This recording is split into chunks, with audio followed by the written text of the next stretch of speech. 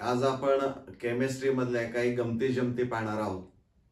कारण असं म्हटलं जातं की केमिस्ट्री म्हणजे रसायनशास्त्र हे तसं किचकट आहे, समजायला खूप अवघड आहे.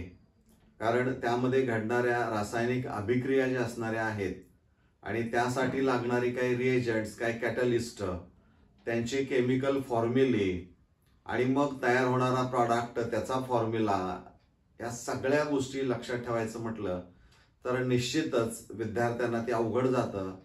अशी एक अफवा म्हणायला काही हरकत नाही. परंतु जर आपण काही गोष्टी नीट समजून घेतल्या तर निश्चित त्याचा चांगला अभ्यास करता येतो.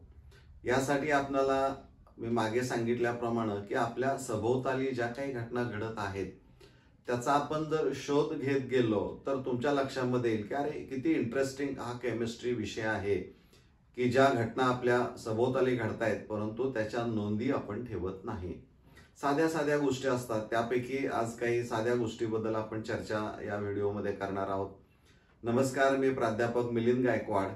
आपलं यश अकॅडमीमध्ये मनपूर्वक स्वागत. विद्यार्थी मित्रांनो, बर्फ हा माहित नाही अशी एकही व्यक्ती आपल्याला सापडणार नाहीये, बरोबर आहे. म्हणजे बर्फ, त्याला इंग्रजीमध्ये आपण म्हणतो आईस. आता हा जो बर्फ असणारा आहे तो बर्फ आणि त्याचा केमिकल फॉर्म्युला काय, म्हणजे what is the chemical formula. Chemical formula याचा काय आहे, कोणाला सांगता येईल? तर याचा केमिकल फॉर्म्युला असणार आहे H2O. H2O म्हणजे आपण याला काय म्हणू शकतो? वॉटर, बरोबर आहे. म्हणजे थोडक्यामध्ये बर्फ म्हणजे काय असणार आहे तर it is the solid form of liquid water. म्हणजे लिक्विड वॉटर जे असणार आहे, द्रवरूप पाणी जे असणार आहे त्याचं घनरूप जे रूप असणार आहे ते म्हणजे बर्फ असणार आहे. म्हणजे बर्फाचा जो केमिकल फॉर्म्युला असणार आहे तो पाण्याचा असणार आहे H2O. दोघांचा सेमच असणारा आहे. मग आता हे जे पाणी असणार आहे याचा केमिकल फॉर्म्युला असणार आहे वॉटर. हे लिक्विड स्टेट मध्ये आहे, बरोबर आहे. तर याचं रूपांतर हे H2O, ज्याला आपण म्हणूया आईस, यामध्ये म्हणजे हा घन रूप तयार होतं, सॉलिड फॉर्म तयार होतो. तर हा जो तयार होतो त्यावेळी 0 डिग्री सेल्सिअस म्हणजे 0 तापमानाला पाण्याचं रूपांतर हे बर्फामध्ये झालेलं आपल्याला पाहायला मिळतं. काही वेळेस आपण घरामध्ये जो फ्रीज वापरतो त्या फ्रीजच्या वरच्या बाजूला एक कप्पा असतो पहा, तिथं बऱ्यापैकी आपण दीर्घकाळ वस्तू आहे तशा स्वरूपात राहाव्यात यासाठी तिथं ठेवतो. ते फ्रीजर जे असणार आहे त्या फ्रीजरचं टेम्परेचर हे साधारणपणे -18 डिग्री सेल्सिअस इतकं असणार आहे. -18 डिग्री सेल्सिअस किंवा त्याच्या थोडंसं आसपास कमी असू शकेल. म्हणजे हे जे वॉटर पासून तयार होणार सॉलिड म्हणजे बर्फ असणार आहे त्याबद्दल बऱ्यापैकी आपल्याला माहिती आहे. या सॉलिड या बर्फाचा वापर जो असणार आहे तो बर्फाचा वापर आपण एखादी गोष्ट किंवा ज्याला आपण पालेभाज्या म्हणूया हे थंड दीर्घकाळ राहतील की ज्यामुळं त्यांच्यावर फारसा परिणाम होणार नाही आहे त्या अवस्थेमध्ये राहू शकतील. परंतु कदाचित आपल्याला हा अनुभव आला असेल की जर का आपल्याला एका ठिकाणाहून दुसऱ्या ठिकाणी जास्त वेळ लागणाऱ्या अशा अंतरावर जर आपल्याला काही औषधं न्यायची असतील, वॅक्सिन सारखी, किंवा पेरिशेबल फूड असतील, म्हणजे थोडा वेळ संपर्कात हवेशी आलं की ते बाद होणार, थोडक्यामध्ये नाशवंत आपण म्हणूया, अशी जर आपण घेऊन गेलो तर मग मात्र ह्याचं होतं काय माहित आहे का की आपल्याला वाटतं हे बर्फात टाकून नेलं तर जास्त वेळ ते राहू शकेल. परंतु बर्फाचं एक वैशिष्ट्य आहे की या आईसचं रूपांतर काही वेळानंतर कशामध्ये होतं, हे लिक्विड फॉर्म मध्ये, लिक्विड वॉटर मध्ये होतं. त्यामुळे ते टेम्परेचर तितकं मेंटेन होणार आहे का, कमी तापमान राहणार आहे का, नाही. कारण पाण्याचं टेम्परेचर आणि आईसचं टेम्परेचर यामध्ये तफावत आहे. त्यामुळं इथं दीर्घकाळ म्हणजे ट्रान्सपोर्ट करताना याची अडचण येऊ शकते. म्हणजे बर्फ हे आपण वापरू शकत नाही. जर वापरला समजा एखाद्या इन्सुलेटिंग मटेरियलमध्ये की ज्यातून उष्णता बाहेर पडणार नाही, परंतु तिथं देखील त्याचं रूपांतर हळूहळू कशामध्ये होतं, ते पाण्यामध्ये होतं. आणि त्यामुळं हे ट्रान्सपोर्टसाठी जास्त किफायतशीर किंवा फायद्याचं असणार नाही. त्यामुळं फ्रीजमध्ये तुम्ही त्याचा वापर कसा करता हे आपल्याला माहीत आहे. बरोबर आहे.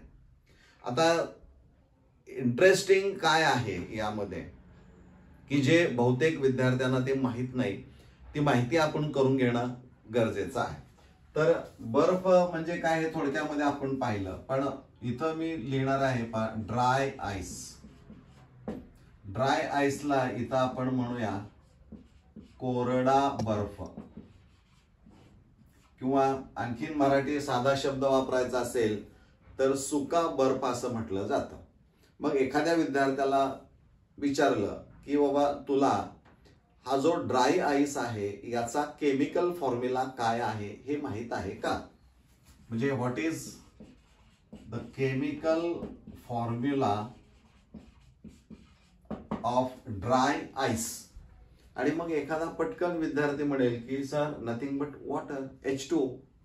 तर मित्रांनो याचा फॉर्म्युला आहे CO2. This is the major difference. लक्षात घ्या. म्हणजे एकाला बर्फ म्हटलंय तर दुसऱ्याला, ज्याला आपण बर्फ म्हणतो त्याचा केमिकल फॉर्म्युला आहे H2O, ज्याला ड्राय आईस कोरडा बर्फ म्हणतो त्याचा केमिकल फॉर्म्युला आहे वॉटर. यासाठी तुम्ही इंटरनेटच्या मदतीनं काही माहिती गोळा करू शकता, हे तुम्हाला माहित असायला पाहिजे. म्हणजे मग हा केमिकल फॉर्म्युला CO2 आहे. तर ड्राय आईस म्हणजे काय असणार आहे, तर it is nothing but solid form of carbon dioxide. आणि कार्बन डायऑक्साइड जो असणार आहे तो कोणत्या अवस्थेमध्ये असतो, गॅस. म्हणजे सॉलिड कार्बन डायऑक्साइड ज्याला आपण म्हणू त्यावेळेस त्याला कोरडा बर्फ असं म्हटलं जातं. म्हणजे CO2 गॅसचा घनरूप कोण असेल तर तो ड्राय आईस किंवा कोरडा बर्फ असणारा आहे. म्हणजे CO2 हा जो गॅस असणारा आहे याचं CO2 सॉलिड मध्ये रूपांतर होतं. हे सॉलिड रूपांतर होतं त्यावेळेस या सॉलिड ड्राय आईसचं जे टेम्परेचर असणार आहे ते सर्वसाधारणपणे -78 डिग्री सेल्सिअस इतकं असणार आहे. लक्षात घ्या, हे फ्रीजर मधलं टेम्परेचर साधारणपणे एवढं किंवा त्याच्यापेक्षा थोडंसं जास्त असेल, परंतु याचं जे टेम्परेचर असणार आहे कोरडा आईस ज्याला आपण म्हणतो सॉलिड CO2, याचं टेम्परेचर जे असणार आहे ते 78 डिग्री. म्हणजे it has a extremely low temperature. म्हणजे अति थंड ठेवण्यासाठी देखील याचा वापर केला जाऊ शकतो. परंतु इकडं असं म्हटलंय ड्राय शब्द वापरलाय.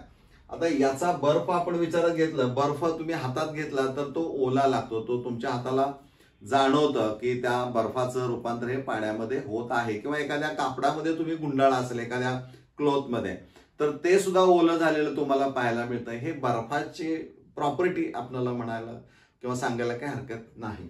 परंतु याच्या बाबतीमध्ये मात्र काय होतं, याचं नावच आहे ड्राय आईस. आईस आहे परंतु ड्राय आहे. म्हणजे it does not wet the clothes किंवा सरफेस. म्हणजे जिथं तुम्ही ठेवाल तो भाग ओला होत नाही.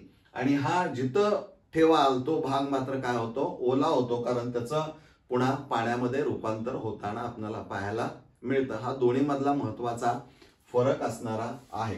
म्हणजे इथं अतिशय कमी तापमान असल्यामुळं कोल्ड स्टोरेजेस जे असणारे आहेत त्याच्यामध्ये याचा वापर केला जातो. म्हणजे जे पेरिशेबल फूड असणार आहे त्याचं रेफ्रिजरेशन करण्यासाठी, म्हणजे दीर्घकाळ आणि दीर्घ कालावधीमध्ये ते तसंच राहावं यासाठी कार्बन डायऑक्साइड सॉलिड CO2चा किंवा ड्राय आईसचा वापर केला जातो. किंवा जे वॅक्सिन आपण ज्याला म्हणूया, जे COVID-19च्या वेळेस काय अनुभवले असतील, ती एका ठिकाणाहून दुसऱ्या ठिकाणी नेत असताना हे अंतर प्रचंड म्हणजे जास्त असल्यामुळं ते तशीच राहावी, त्यावर कोणताही परिणाम होऊ नये यासाठी सॉलिड CO2चा म्हणजे ड्राय आयस वापरूनच ते ट्रान्सपोर्ट केले जातात. म्हणजे वाहतूक करत असताना देखील मग ते फूड असेल किंवा औषधं असणारी आहेत यांचा दीर्घकाळ ते आहे त्या स्वरूपात राहावीत यासाठी सॉलिड CO2 किंवा ड्राय आईसचा वापर केला जातो. म्हणजे आपल्याला माहित आहे की शीतपेय ही आपल्याला माहित आहेत, लक्षात घ्या. थंड कोल्ड्रिंक्स आपण ज्याला म्हणतो त्या कोल्ड्रिंक्स मध्ये carbon dioxide is one of the unit, म्हणजे एक घटक आपण म्हणूया. म्हणजे जे थंड पेय असणारे आहेत ती तयार करत असताना त्यामध्ये कार्बन डायऑक्साइड हा एक त्यातला घटक आहे. आणि हा का घटक वापरला जातो याचा आपण अभ्यास किंवा याची माहिती आपण गोळा करायची आहे. कारण शीतपेय आपण जनरली पितो समर सीझन मध्ये, त्यामुळे हे आपल्याला माहित असायला पाहिजे. हे एवढ्यावरनं तुम्हाला पटकन सांगता येईल किंवा आणखीन ज्यादा तुम्ही माहिती इंटरनेटच्या सहाय्यानं ती मिळवू शकता.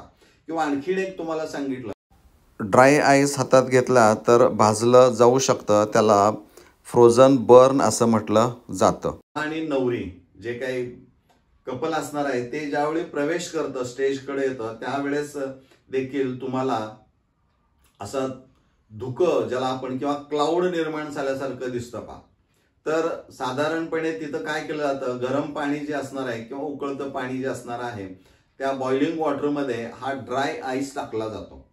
आणि हा ड्राय आईस ज्यावेळी टाकला जातो त्यावेळेस या ड्राय आईसचं एक महत्वाचं हा सॉलिड CO2 जो असणार आहे, सॉलिड म्हणजे घनरूपामध्ये, is directly changed into CO2 gas.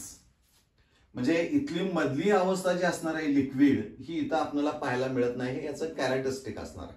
म्हणजे सॉलिडचं रूपांतर हे गॅसमध्ये होतं. ही जी प्रोसेस असणारी आहे याला सब्लिमेशन असं म्हटलं जातं, संप्लवन. सब्लिमेशन ही प्रोसेस इथं आपल्याला पाहायला मिळते.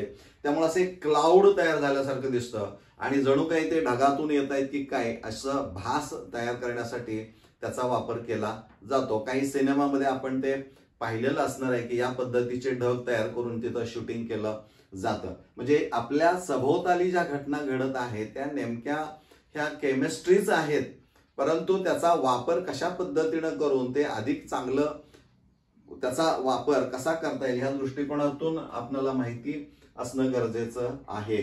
म्हणजे आपण हे जे ड्राय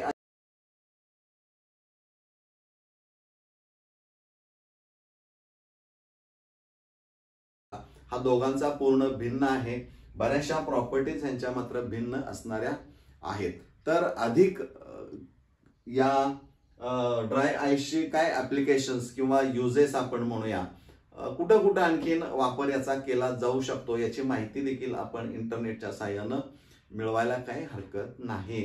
म्हणजे केमिस्ट्री किती म्हटलं तर चमत्कारिक आहे, मिरॅकल त्यामध्ये पाहायला मिळतात.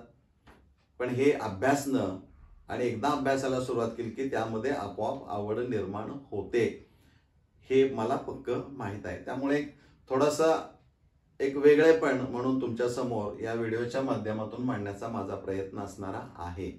जर आपल्याला हा व्हिडिओ आवडला असेल तर तो लाईक करा, शेअर करा आणि कमेंट बॉक्समध्ये काय सुचवायचं असेल तर निश्चित ज्या काही तुमच्या कमेंट असणार आहेत त्या ऍक्सेप्टेबल असणाऱ्या आहेत. धन्यवाद.